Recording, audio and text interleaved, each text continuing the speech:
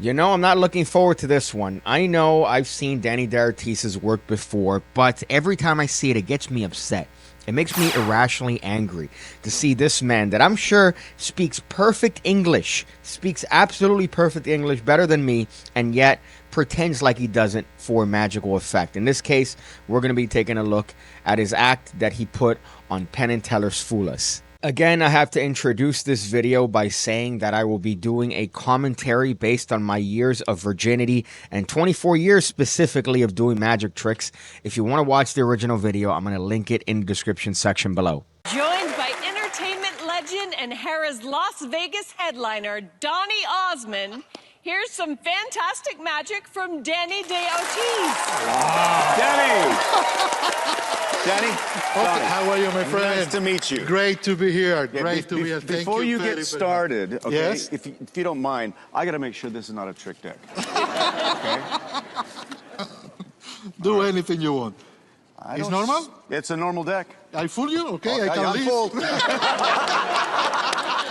First of all, we all have to agree that Allison is a snack, right? Allison is completely perfect. Even in her role as Lily, I believe, in How I Met Your Mother, everything was absolutely perfect about her. However, from this introduction, Donny Osmond really sets himself up as being an absolute prick. And I feel like that might be the theme throughout this performance. However, I did hear a podcast with Penn where he specifically mentions that Donny Osmond was really trying his best in the beginning to be an actor and to try to play along and tag along with whatever the performance happens to be. And as the performance goes on, he just gets increasingly and annoyingly fooled by everything Danny D'Artis does. Now, I can't imagine that Danny D'Artis or somebody didn't tell him from beforehand that it was okay to check the deck, because if not, what would you do? You'd essentially ruin the set if it did happen to be a gimmick deck. And another interesting portion about this is that he wouldn't know what a gimmick deck looks like. So he just checks through the cards and casually just ruffles through them. They could be gimmicked. They could 100%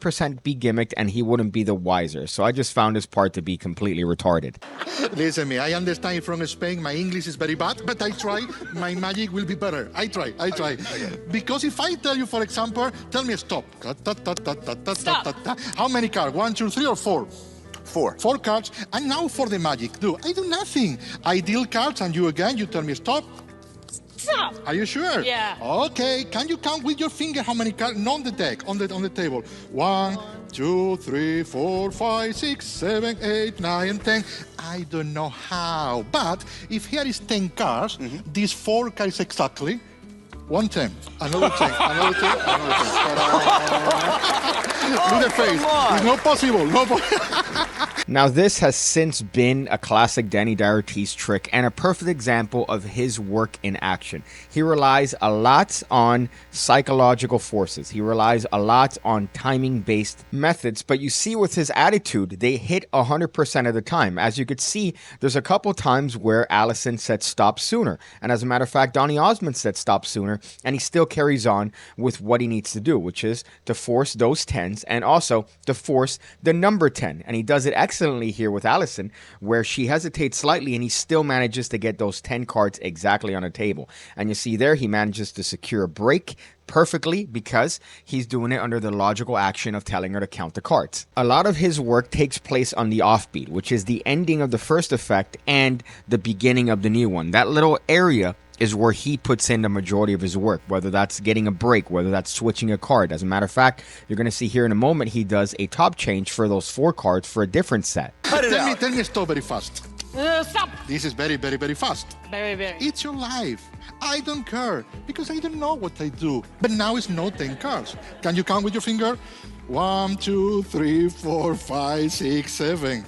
I don't know how, but if here is 7 cards, what before was 10? No. No. No. Welcome to my world. No. 1 7, another 7, another 7, and another 7. Ta-da! Look at that, I have many. You can look at any card, you can look or make. Isn't it so annoying how good he is? You could tell here at the end of the fruits of the labor of that particular top change where he shows those 7s and he does a psychological force on Allison again. It's not really a psychological force because he tells her, quickly call stop.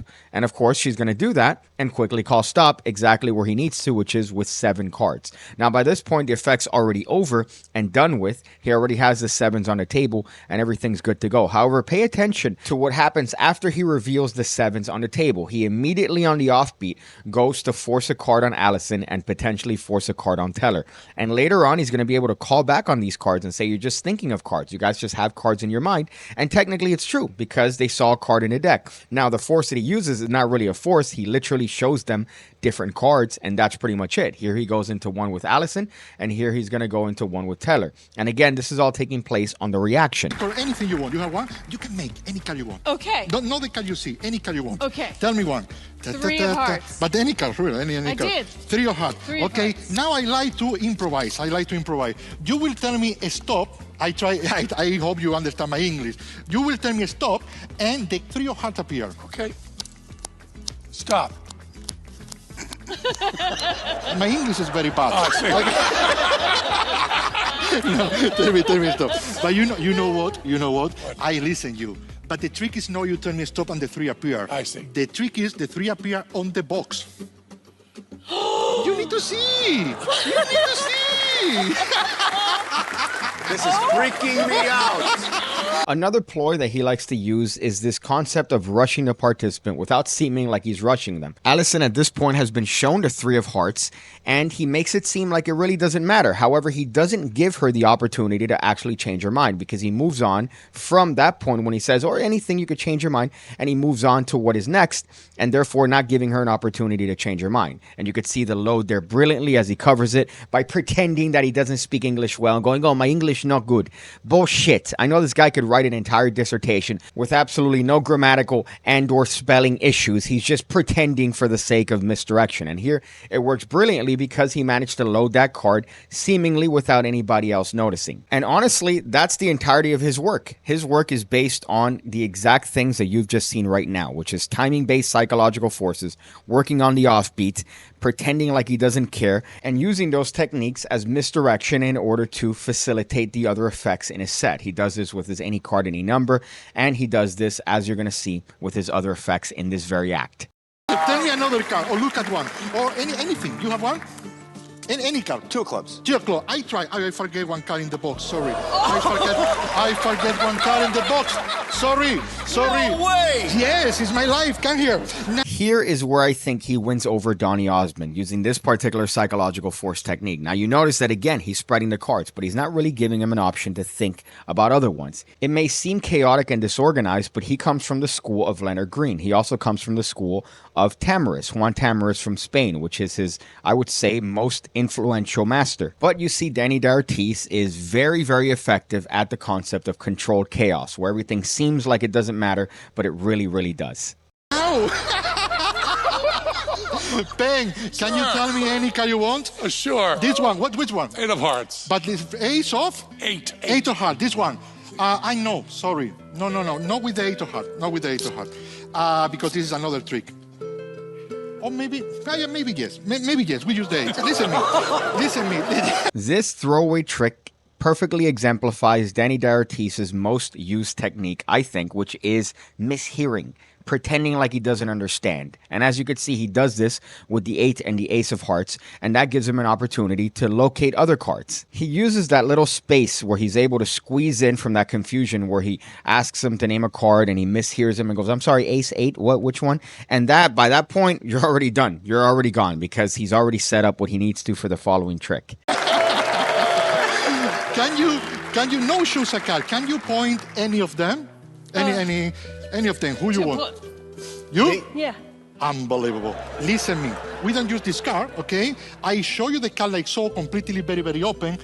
Only when you want. This is true. You can wait, only when you want, you tell me stop. Stop. 7? 7. If I take the 7 and I put the 7 in the other cards, I don't know how, but now it's 1 7, another 7, another 7, and another 7. Stop it. Shut up. Daddy, that's ridiculous. You see here a perfect example of the efficacy of classic psychological forces. In this case, he does a top change for the 7s that he does brilliantly because he covers it in the offbeat. Again, all is based on attitude. So he's not really doing excellent sleight of hand. He's just covering it with this attention of direction. And the next step here is a psychological force of the remaining 7 that he needs to force in order to get that last revelation. And he does it with this packet. And as you can see, it's the classic stop force. He's doing it exactly on the beat where it needs to be, which is that 4th cut.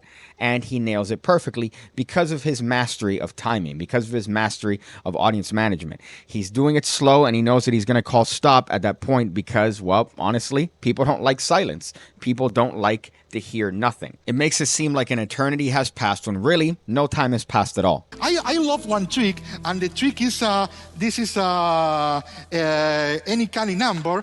Look. Oh, okay, no problem. I try. The next trick I love, yes, shuffle the deck. I try. It's not complete because I turn out. No, I restore it. Oh, yes. But there's only 51 in there. Okay, yeah. The box is complete, but the deck is. Oh, I see. Okay. Doesn't matter. I give you a card because we are 4. Okay, I give you a few cards like so. Okay, shuffle, please. Shuffle under the table. You take a packet, little packet, under the table. Take, under the table. You take a packet, take, and give the half to him. Everybody shuffle, everybody under the table because I know me and I pick and I see under the table. Another brilliant bit of misdirection here is that he specifically hands Teller a well-known amount of cards. So you see that he counts them masterfully because even counting cards, it doesn't seem like he cares. And he gives them a very specific amount of cards. And yet the perception is that it doesn't matter. It's irrelevant. It's an arbitrary amount of cards, as he does by giving the other participants other packets of cards for them to shuffle. And he's very specific as to not seeing the cards, which it doesn't matter if he sees the cards. That's not relevant to the trick. What matters here is the amount of cards that he gives in the beginning of the effect, as you see there. The rest is just fluff and honestly psychological forces. So nothing changes. Danny D'Artise really does one trick and he does it in 100 different ways. Fuck him. Tell her, can you take any card and put in the middle? Don't look. It's only for enjoy. Cats and complete. You know what is cat? I know it's Meow. Cat. Okay. Shuffle. You take a shuffle. Take any card. Only you see the card under the table and you put in the middle. Now, thinking any number. But high, between 1 and 20 or 20 something, but high, difficult number. Don't tell me. Yes? Okay. Don't tell me. And now I try, ta ta ta ta ta ta ta ta ta ta ta. This is true when I tell you the deck is not complete. This is true, okay? But doesn't matter. You have a number? I do. What number you want? 21. Doesn't matter. Any card is possible. And now I do a special ritual. This is unbelievable. Look, this is a ritual. Take the deck. I need in this moment one of you thinking any card. You have one card? Yeah. Okay, think in the card. Okay. Okay, if you want to change, you tell me. It's okay. It's okay. You have? This motherfucker knows she's thinking of a card. He knows that because he forced it on her. He forced it on her way in the beginning. And yet here is where he brings out the fruit of that particular labor, which was that small psychological force. And he does it for what is going to be a very, very clean version of any card at any number, where the participant thinks of a card, somebody names a number, and that happens to be the exact card at that number. And the best part here is that Donny Osmond fell exactly for the psychological ploy. Think of any number. Go ahead, think of any number. But for the sake of brevity, between 1 and 20, but make it kind of high. Make it kind of high. Make it a little bit difficult. Yeah, it could be a little bit higher than 20. And then, of course, he's going to think of the most commonly chosen number, which is between 19 and 21. And he nails 21. And as you could see, at the end of that particular demonstration, Danny D'Artise makes an adjustment. Okay, Yes. any card is possible. Take the deck. This is the ritual, but they take like a... or I think I do for you because you are thinking the number. Okay. You are thinking the card, so you need to be the ritual. This is the ritual. Take 1 or 2 and put on the table. Like so, separate and put. Or do anything you want, it's your life. It's my deck, but your life. Doesn't matter. Take 3 or 4 and put on the table. Okay. Because it's a ritual, it's very restrictive. Oh, and now take like in a pile. Take 2 or 7 or 8 or 1, okay, and put on the table. Take 2 or 7 or 8, okay, and put, or maybe 6, maybe, but listen to me, maybe, and put on the table. It's a ritual, it's not mine, okay? Now, we can do, look, deal one by one, faster, until, what you want? Hing. For example, until you say stop. Stop. Okay, in this moment, this card you take and put in the middle. No, in the middle of the... Okay, do anything you want, but here, in the middle of here. Here. Oh, in here. Anything you want. In the end of that last bit, you could see Allison is not really understanding his instructions, and he still manages to get her to do exactly what he wants to with this nonchalant attitude. Now, this variation of any card, any number is brilliant because it really does seem throughout the entirety of the procedure that there's no way, especially with all these random mixes and shuffles, and he's having her deal an arbitrary amount of cards on the table. And as you can see, it doesn't matter. It doesn't matter because as long as he manages to get to that stock that he initially gave the teller, he's going to be good. And that, it doesn't even need to be perfect. Although this does bring up my flaw when it comes to Danny D'Artiz's work, which is nothing on his end whatsoever, but it's studying his work. And I've seen that a lot of magicians, they do the cringy thing of copying his actions exactly. They copy his attempts at pretending like he doesn't understand them, which comes from the fact that he's a native Spaniard and he doesn't really speak English well. And they copy that as Native American or native English speakers. My fucking goodness, is that cringy. So that's my only downfall with Danny D'Artiz's work, is that it's very easy to emulate because you see the result. The result is astonishing. The result is amazing. And you want to copy it and you want to get the same reactions. But if you end up doing it, you end up doing it cringily by copying his little subtleties that only work for him. If I see a magician ever in my vicinity saying, listen me, I will guarantee you that you're going to get a Goldberg spear, a Bill Goldberg spear so hard it's going to penetrate and permeate the fucking epidermal layer of the earth. And shuffle. And shuffle. Or not. No. It's a ritual. Cat and complete. Meow and complete. Meow. Okay. Now take a few cards from the top, put on the bottom. Ta ta ta ta ta ta. Cat and complete. Ta ta ta ta ta ta ta ta ta. You don't want to do. Okay. Take one or two or put in the deck. Ta ta ta ta ta ta. Take everything you want and put there. Ta ta. Unbelievable, ladies and gentlemen. That was the ritual. Very nice. Listen. Yes. You don't believe me because it's very, very difficult to understand. But if you do exactly what I tell you, the card you are thinking will be in the position you told me. What? Welcome to my world. No. Tell me. You live in a very strange world, What was Danny. the position? 21. 21. Yes. I tell you. It's okay for you? Yes. Okay. I don't ask you for the card. Look, I square, but I do nothing.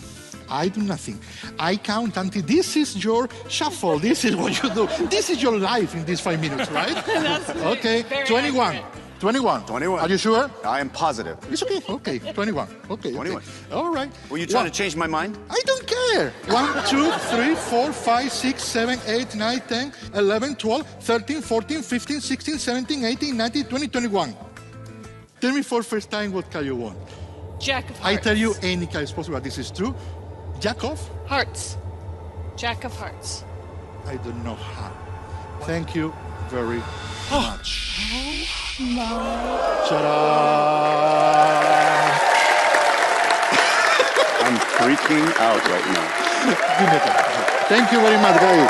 Danny Thank you very much.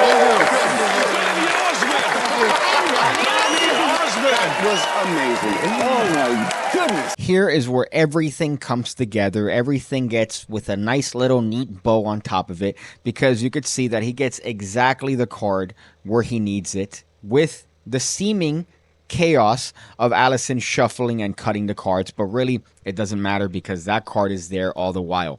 Now, the impressive part about this is, again, that psychological force, because what's to say that Allison didn't say the Jack of Hearts? What's to say that she didn't necessarily think of the card? Now, for that one, I believe he does have a very tight force on her with the Jack of Hearts, but even when she says the card out loud, he still pretends like she didn't say anything and gives her the option, seemingly, of changing her mind, which of course is impossible at that point because everything is set up, and shows you the brilliance of Danny D'Artiz's attitude when it comes to his performances here. And he does this a lot, where he pretends to mishear, and he pretends not to hear, rather, and he goes on and makes it seem like it's more grandiose. Of course, with her saying that the Jack of Hearts is the card that she's thinking of, that confirms everything.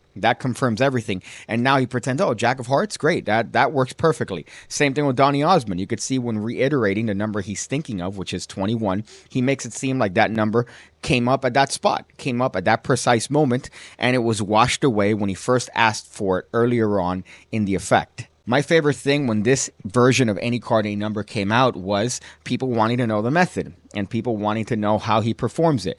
And really, it's a trick that could only work if you're Danny D'Artiz. It's really hard to perform something like this unless you are him. He creates effects for himself and anything else is just a copy, especially if you want to get to the level of subtlety and everything that he incorporates into this particular methodology. You really, really can only do it if you're fucking him. But even with that being said, you still have a lot of magicians that emulate his style and copy and try to be Danny Doherty's light, but it doesn't work. It doesn't work. It just seems like you're a mentally ill virgin. But I love the act. I loved everything about it. I think it's a perfect act in the sense of Danny Doherty's work in a nutshell. And essentially all of his work could boil down to what you saw performed here on Penn and Teller Fool Us. My advice is to not copy the entirety of his tricks, but to take little bits and incorporate them into your own. Take the psychological forces, take the bits that you could incorporate and add to your current routines to enhance them. Maybe a thought of card, maybe the variation that he does to get the card to the specific number. Take those little things. But I would make the argument that copying his tricks and performing them one-to-one is just an experiment in cringe, because you're going to end up having